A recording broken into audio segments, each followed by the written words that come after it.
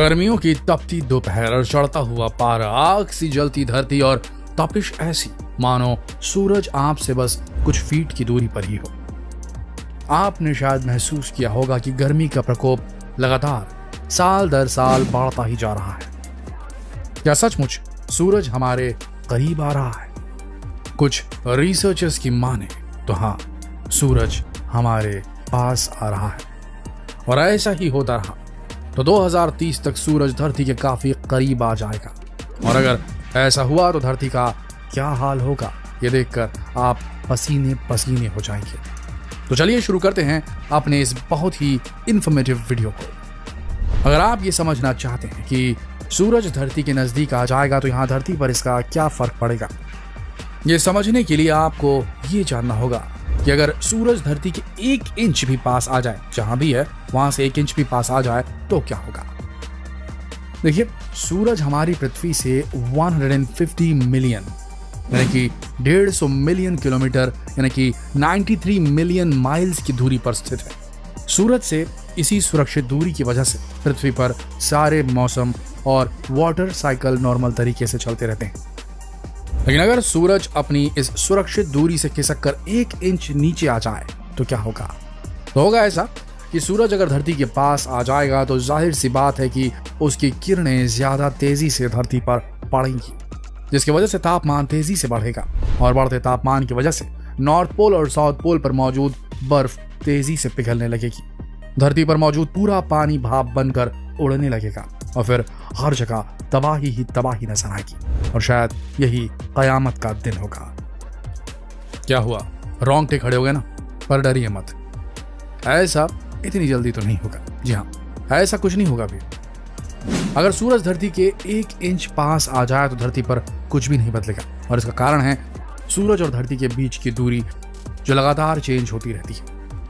अब ये तो सभी जानते हैं कि पृथ्वी अपने ऑर्बिट में सूर्य के चारों ओर चक्कर लगाती है, लेकिन ये ऑर्बिट हमेशा एक ही पोजीशन पर नहीं रहता, बल्कि ये एक सर्कुलर मोशन में हमेशा मूव करता रहता है और उसकी इसी मूवमेंट की वजह से उसकी सूर्य से दूरी लगातार घटती बढ़ती रहती है, यानी कि पृथ्वी की दूरी।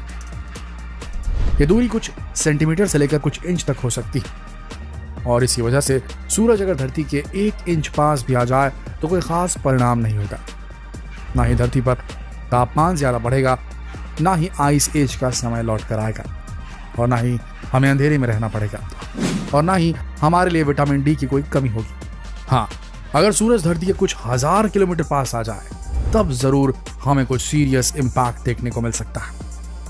हाँ, लेकिन वो भी इतने सीरियस तो नहीं होंगे जितना आप सोच रहे होंगे कि धरती जलने लगेगी, प्रलय आ जाएगी वगैरह वगैरह। हाँ, लेकिन इसका असर कुछ दूसरे ग्रहों पर जरूर पड़ेगा और फिर ये मुमकिन है कि उन ग्रहों के ऊपर आने वाले चेंजेस का असर हमारी धरती पर भी दिखाई दे।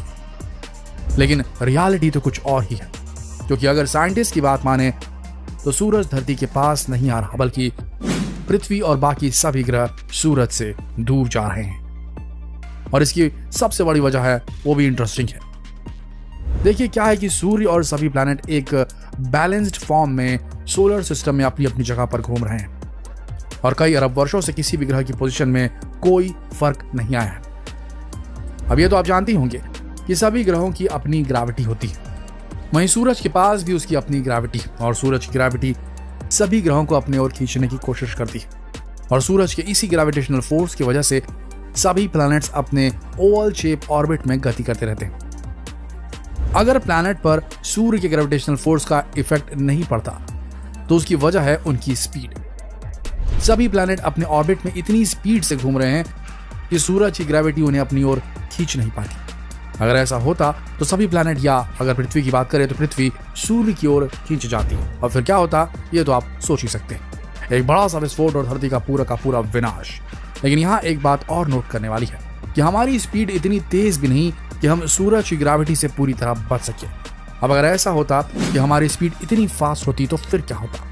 फिर होता ये कि धरती सूरज से दूर फिक जाती और अगर ऐसा होता तो भी हमारे लिए नुकसान ही होता, क्योंकि धरती पर जीवन की मौजूदगी का सबसे बड़ा कारण तो सूरज ही है।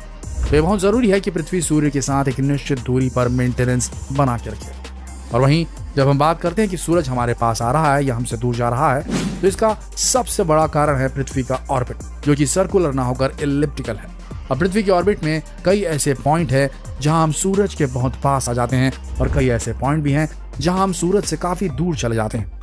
आप वीडियो में देख सकते हैं, यहाँ आप देख सकते हैं कि कैसे पृथ्वी अपने ऑर्बिट में मूव कर रही है और कभी वो सूरज से काफी दूर हो जाती है और कभी सूरज के काफी पास आ जाती है और इसी दूरी की वजह से मौसम में परिवर्तन होते हैं।